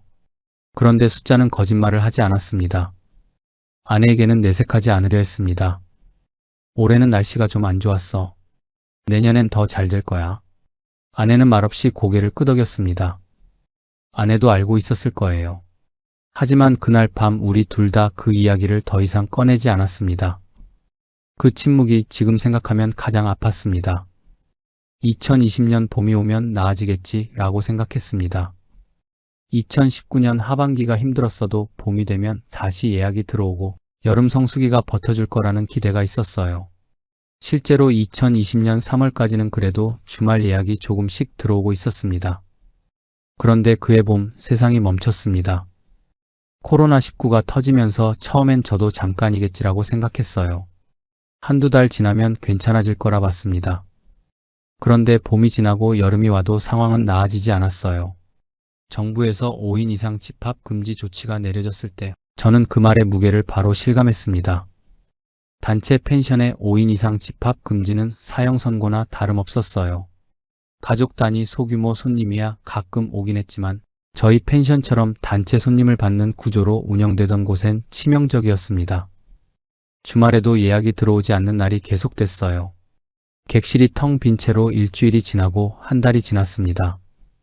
강촌 전체가 유령 도시처럼 조용해졌어요. 손님이 없어도 나가는 돈은 달라지지 않았습니다. 관리비, 건물 보험료, 재산세, 시설 유지비 이것들은 매달 꼬박꼬박 청구서가 날아왔어요. 여름에 에어컨을 안 돌리니 전기세야 좀 줄었지만 그 외 고정 지출은 손님이 있든 없든 그대로였습니다. 연금이 그 비용을 메우기 시작했습니다. 처음엔 조금씩이었어요. 펜션 수익이 거의 없으니 연금에서 조금 가져다 쓰는 정도였습니다. 그런데 그게 한 달, 두 달, 석 달이 쌓이기 시작했어요. 노후 생활비로 써야 할 돈이 펜션 고정비로 빠져나가고 있었습니다. 아내는 말을 아꼈어요. 살림을 줄이고 외식도 끊고 불필요한 지출을 하나씩 없애나갔습니다. 아내가 그렇게 조용히 허리띠를 졸라매는 걸 보면서 저는 미안함과 자책감이 동시에 들었어요. 아무 말도 하지 않았지만 그 침묵이 무겁게 느껴졌습니다. 2020년이 지나고 2021년이 됐습니다. 백신 접종이 시작되면서 주변에선 이제 곧 풀리겠지라는 말들이 나왔어요. 저도 그 말에 기대를 걸었습니다. 엔데믹이 되면 억눌렸던 여행 수요가 한꺼번에 터질 거라는 얘기도 들렸고요. 하지만 2021년 여름도 방역 지침이 완전히 풀리지 않은 채로 지나갔습니다. 강촌 인근에서 하나둘 폐업하는 펜션이 생기기 시작했어요. 오래 버텨온 식당도 문을 닫는 곳이 나왔습니다. 강촌 상권이 흔들리는 게 눈에 보였어요. 그해 가을 저는 처음으로 은행을 찾아갔습니다. 평생 남에게 아쉬운 소리 한 번 해본 적 없는 사람이었어요. 30년 공직 생활 동안 빚 한 번 져본 적 없이 살아왔습니다. 그런데 그날 은행 창구 앞에 앉으니 이상하게 몸이 작아지는 느낌이었어요. 대출 상담을 받으면서 자꾸만 손이 떨렸습니다. 소규모 대출을 실행했습니다. 당장 급한 불을 끄는 데는 도움이 됐지만 이자가 또 매달 나가는 고정 지출로 쌓였어요. 버티기 위해 빚을 냈는데 그 빚이 다시 저를 옥죄는 구조가 됐습니다. 2022년이 됐습니다. 그해 봄 마침내 거리두기가 해제됐습니다. 오랜만에 강촌에 사람들이 조금씩 돌아오기 시작했어요. 주말에 예약이 들어오고 여름엔 오랜만에 북한 강변에 활기가 돌았습니다. 저는 그 모습을 보며 속으로 안도했어요. 이제 다시 시작이다. 그런데 막상 뚜껑을 열어보니 기대만큼이 아니었습니다. 손님들이 돌아오긴 했지만 예약이 몰리는 곳은 따로 있었어요. 새로 생긴 풀빌라나 감성 인테리어 펜션들의 예약이 집중됐습니다. 코로나 기간 동안 투자를 해서 리모델링을 마친 곳들이 손님을 끌어가고 있었어요. 저희 펜션은 코로나 3년 동안 버티기만 했습니다. 수익이 없으니 리모델링은 꿈도 못 꿨고 시설은 그대로 낡아갔어요. 엔데믹이 되면 다시 살아날 거라 믿었는데 시장은 이미 저희 펜션을 기다려주지 않고 앞으로 나아가 있었습니다. 3년 동안 무슨 일이 있었는지 지금도 생생합니다. 연금으로 고정비를 메우고 대출 이자를 내고 살림을 줄이고 또 버티고 그 반복이었어요. 아내와 싸운 적도 없었지만 그렇다고 예전처럼 함께 웃는 날도 많지 않았습니다. 둘 다 말을 아끼게 됐어요. 가끔 밤에 혼자 앉아서 생각했습니다. 이게 내가 꿈꾸던 노후인가? 북한강은 여전히 아름다웠어요. 아침마다 강물이 반짝이는 건 변함이 없었습니다. 그런데 그 풍경이 더 이상 위안이 되지 않았어요. 오히려 아름다운 강을 보며 씁쓸한 마음이 드는 날이 많아졌습니다. 열심히만 하면 된다고 믿었습니다. 꼼꼼하게 준비했으니 괜찮을 거라고 생각했어요. 그런데 시장은 열심히 하는 사람 편이 아니었습니다. 준비를 많이 했다고 봐주는 곳도 아니었어요. 그냥 변하는 흐름을 읽지 못한 사람은 조용히 뒤처지는 곳이었습니다. 그 사실을 인정하기까지 너무 오랜 시간이 걸렸습니다. 서울에서 전화가 온 건 2023년 가을이었습니다. 세입자였어요. 사장님, 저희 내년에 이사를 가야 할 것 같아요. 전세금 돌려받을 수 있을까요? 전화를 끊고 한동안 그 자리에 서 있었습니다. 2018년에 전세를 줬으니 갱신을 거쳐 2024년이면 계약이 만료되는 게 맞았어요. 머리로는 알고 있었습니다. 그런데 막상 그 말을 들으니 가슴이 철렁 내려앉았어요. 6억을 돌려줘야 했습니다. 먼저 펜션을 팔아보려 했습니다. 펜션을 처분하면 어느 정도 돈이 나올 거라 생각했어요. 그런데 부동산에 내놓자마자 현실을 마주했습니다. 지금 강촌 매물이 너무 많아요. 사려는 사람이 없어요. 거저줘도 안 가져간다는 말이 과장이 아닙니다. 몇 달을 기다렸지만 연락이 오는 곳이 없었어요. 결국 펜션으로는 전세금을 해결할 수 없다는 걸 인정해야 했습니다. 그러면 새 세입자를 구하면 되겠다 싶었어요. 기존 세입자 전세금으로 새 세입자를 맞추는 건 흔히 쓰는 방법이니까요. 그런데 그것도 쉽지 않았습니다. 6년 전 전세 계약을 할 때와 시장이 완전히 달라져 있었어요. 전세 시장이 크게 흔들리면서 세입자들이 전세를 꺼리는 분위기였고 아파트 시세는 올랐는데 새 세입자가 맞출 수 있는 전세금은 기존 6억에 한참 못 미쳤습니다. 4억을 들고 온 사람은 있었지만 기존 세입자에게 돌려줄 6억에 2억이 부족했어요. 그 2억을 어디서 구할 방법이 없었습니다. 그럼 차라리 아파트를 팔자 싶었어요. 급매로 내놓으면 빠르게 처분할 수 있을 거라 생각했습니다. 부동산에 내놓고 기다렸어요. 그런데 매수자가 쉽게 나타나지 않았습니다. 전세 낀 매물은 사려는 사람이 더 꺼렸어요. 전세금 문제가 해결된 매물 아니냐는 말만 돌아왔습니다. 발만 동동 구르는 사이 세입자 쪽에서 먼저 움직였어요. 더 기다릴 수 없다며 법적 절차를 밟겠다는 연락이 왔습니다. 급매로 팔 기회조차 그렇게 사라졌습니다. 연금은 이미 바닥나 있었고 대출도 한계였습니다. 시간이 흘렀습니다. 기존 세입자는 기다려줬지만 언제까지나 기다릴 수는 없었어요. 결국 세입자가 변호사를 선임했다는 연락이 왔습니다. 전세금을 돌려받지 못하면 경매를 신청할 수밖에 없다고 했어요. 그 말을 들었을 때 머릿속이 하얘졌습니다. 세입자를 원망할 수 없었어요. 당연한 권리를 찾는 것뿐이었으니까요.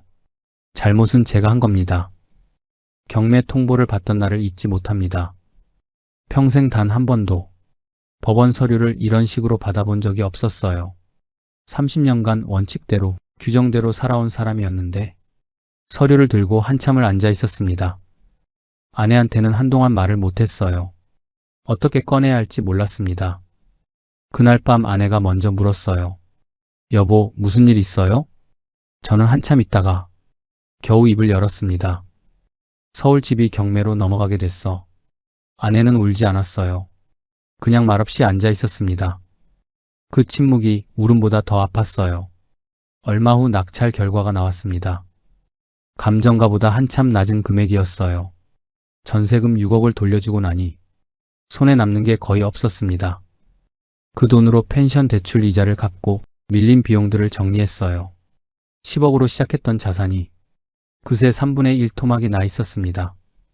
6년이라는 시간 동안 그렇게 됐어요. 펜션은 결국 헐값에 처분했습니다.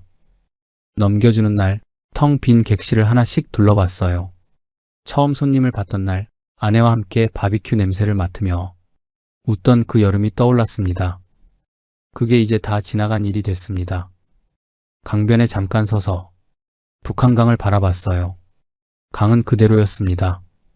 변한 건 강이 아니라 저였습니다. 서울로 올라오는 차 안에서 아내는 창밖만 바라봤어요. 저도 아무 말을 하지 않았습니다.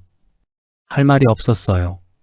강촌을 빠져나오면서 백미러로 북한강이 멀어지는 걸 봤습니다. 서울 아파트만 지켰어도 그 말을 삼키는데 한참이 걸렸어요. 서울로 올라온 건 2025년 초였습니다. 69살이었어요. 남은 돈으로 서울 변두리 빌라 월세를 구했습니다.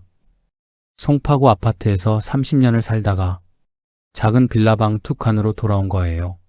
이삿짐을 풀면서 아내가 아무 말도 하지 않았습니다. 저도 아무 말 못했어요. 짐이 많지 않았습니다. 강촌에서 살림을 많이 줄인 탓도 있었지만 어쩐지 그게 지금 우리 처지 같아서 더 쓸쓸했어요. 서울에 올라오고 나서 한동안은 그냥 멍하게 지냈습니다. 아침에 일어나도 딱히 할 일이 없었어요. 강촌에서는 그래도 펜션을 돌보며 몸이라도 바빴는데 서울에 오니 그 바쁨마저 사라졌습니다. 멍하니 앉아있다 보면 괜히 강촌 생각이 났어요.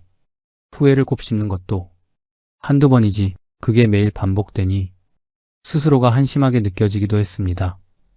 지인 소개로 일자리가 생긴 건 그 무렵이었어요. 아파트 경비일이었습니다. 처음엔 선뜻 손이 가지 않았어요. 30년 공직을 마친 사람이 경비복을 입는다는 게 자존심이 허락하지 않는 것 같았습니다. 며칠을 망설였어요. 그러다 아내 얼굴을 봤습니다. 말은 안 했지만 많이 지쳐 있었어요. 저 때문에 고생한 사람이었습니다.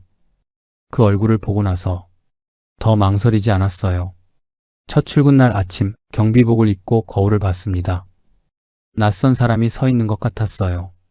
구청 공무원 박석준도 아니고 강촌 펜션 주인 박석준도 아닌 그냥 69살 노인이 거울 속에 서 있었습니다. 한참을 바라봤어요. 그러고는 모자를 고쳐 쓰고 집을 나섰습니다. 경비일은 생각보다 나쁘지 않았어요. 아침 일찍 나가서 입주민들에게 인사하고 순찰하고 택배를 정리하고 단순하지만 몸이 움직이니 마음이 덜 복잡했습니다. 입주민 중에 저보다 나이 많은 어르신들도 있었어요. 수고하세요 한마디에 하루가 버텨지기도 했습니다. 경비일이 부끄러운 일이 아니라는 걸 막상 해보고 나서야 알았어요. 성실하게 하루를 버티는 일이었습니다. 다행인 건 공무원 연금이 있다는 거예요. 연금 덕분에 아내와 밥 굶을 걱정은 없었습니다. 경비일에서 나오는 수입은 조금씩 저축을 하고 있어요. 많지 않지만 그래도 뭔가를 모아간다는 느낌이 마음을 붙잡아줬습니다. 어느 날 강촌 쪽 소식을 들었습니다. 제가 운영하던 펜션 자리에 카페가 들어섰다고 하더라고요. 강 조망이 좋다며 젊은 사람들 사이에서 인기라고 했어요. 그 말을 듣고 잠시 멍했습니다. 제가 떠난 그 자리에서 누군가는 잘하고 있구나 싶었어요. 씁쓸하기도 했고 한편으론 묘하게 홀가분하기도 했습니다. 퇴근길에 가끔 한강에 들릅니다. 북한강만큼 깊고 조용하진 않지만 그래도 강을 보면 마음이 가라앉아요. 강변 벤치에 앉아서 멀리 물빛을 바라보다 보면 가끔 이런 생각이 납니다. 서울 아파트만 지켰어도 그 생각이 올라올 때마다 천천히 숨을 고릅니다. 이미 지나간 일이에요. 돌이킬 수 없는 일을 붙잡고 있어봤자 저만 힘들다는 걸 이제는 압니다. 아내가 요즘 들어 가끔 웃어요. 작은 빌라지만 둘이 오붓하게 지내는 게 나쁘지 않다고 했습니다. 그 말이 어찌나 고맙던지 제가 잘못한 일이 많은데 그 사람은 원망 한마디 하지 않았어요. 그게 오히려 더 마음에 걸립니다. 언제고 꼭 한 번은 제대로 미안하다고 해야겠습니다. 그리고 이 이야기를 저만 알고 있어선 안 되겠다 싶었습니다. 이 이야기를 꺼내기까지 오래 망설였습니다. 창피한 일이니까요. 30년 공직을 마친 사람이 노후 설계를 잘못해서 전 재산을 날렸다는 게 쉽게 입 밖에 낼 수 있는 말이 아니었어요. 그런데 이 이야기를 혼자 삼키고 있다가 저와 비슷한 처지가 되는 분이 또 생긴다면 그게 더 마음에 걸렸습니다. 그래서 용기를 냈어요. 첫 번째로 드리고 싶은 말씀은 이겁니다. 고향은 추억으로 남겨둘 때 가장 아름답습니다. 저는 강촌을 너무 사랑했어요. 어릴 적 그 강에서 수영하던 기억, 여름이면 친구들과 다슬기 잡던 그 시절, 그 추억이 판단을 흐렸습니다. 제가 본 건 현재의 강촌이 아니라 기억 속의 강촌이었어요. 10년 전 강촌과 제가 내려간 2018년의 강촌은 이미 다른 곳이었습니다. 추억은 아름답지만 사업 판단의 근거가 될 수 없어요. 고향이 그리우시다면 가끔 내려가서 바람 쐬고 오십시오. 그게 훨씬 현명한 겁니다. 두 번째로 드리고 싶은 말씀입니다. 성수기에만 보면 반드시 속습니다. 저는 강촌을 여러 번 답사했어요. 발품을 팔았고 자료도 찾아봤고 엑셀로 수익 분석표까지 만들었습니다. 그런데 제가 강촌을 찾은 건 항상 봄, 여름이었어요. 관광객이 몰리는 계절, 펜션마다 예약이 차는 시기에만 봤습니다. 비수기 평일, 손님 없는 겨울, 빈 객실만 가득한 그 정적을 한 번도 직접 본 적이 없었어요. 사업을 시작하기 전에 반드시 비수기를 직접 가보십시오. 평일 낮에 가보십시오. 그때 보이는 풍경이 진짜 현실입니다. 세 번째입니다. 경험 없이 뛰어드는 건 정말 위험합니다. 저는 펜션을 운영해 본 적이 없었어요. 숙박 플랫폼 수수료가 얼마나 되는지, 비수기 고정비가 얼마나 나가는지, 홍보를 꾸준히 하지 않으면 예약이 어떻게 되는지 아무것도 몰랐습니다.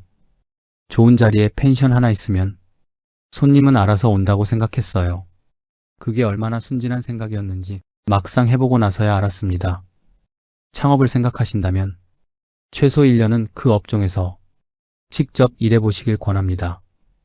돈을 쓰기 전에 몸으로 먼저 배우셔야 해요. 마지막으로 가장 드리고 싶은 말씀입니다. 노후의 마지막 집만은 절대 지키십시오. 저는 서울 아파트를 언제든 돌아올 수 있는 안전장치라고 했습니다.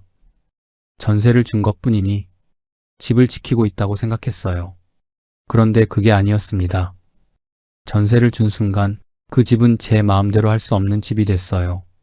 펜션이 안 풀리면 아파트로 해결하면 된다는 생각이 얼마나 위험한 발상이었는지 모든 걸 잃고 나서야 깨달았습니다. 집은 단순한 자산이 아니에요. 노후에 집을 잃는다는 건 단순히 돈을 잃는 게 아닙니다. 삶의 기반이 사라지는 겁니다. 잃어버린 돈은 시간이 걸려도 다시 모을 수 있어요. 하지만 살 곳을 잃은 노인에게 세상은 냉혹합니다. 저는 지금 경비복을 입고 하루하루를 삽니다. 부끄럽지 않아요. 성실하게 버티는 일이니까요. 다만 이 나이에 이런 선택을 해야 했다는 게 가끔 밤에 혼자 있을 때 마음을 무겁게 합니다. 여러분께 부탁드립니다. 추억을 믿지 마시고 현재를 보십시오. 듣고 싶은 말만 듣지 마시고 불편한 현실도 들으십시오. 그리고 노후의 집만은 무슨 일이 있어도 지키십시오. 제가 흘린 눈물이 여러분께는 닿지 않기를 진심으로 바랍니다. 부족한 제 이야기가 조금이나마 와닿으셨다면 구독과 좋아요, 알림 설정 버튼으로 응원 부탁드립니다. 여러분의 노후에 평안이 깃들기를 진심으로 기원합니다. 끝까지 시청해주셔서 감사합니다.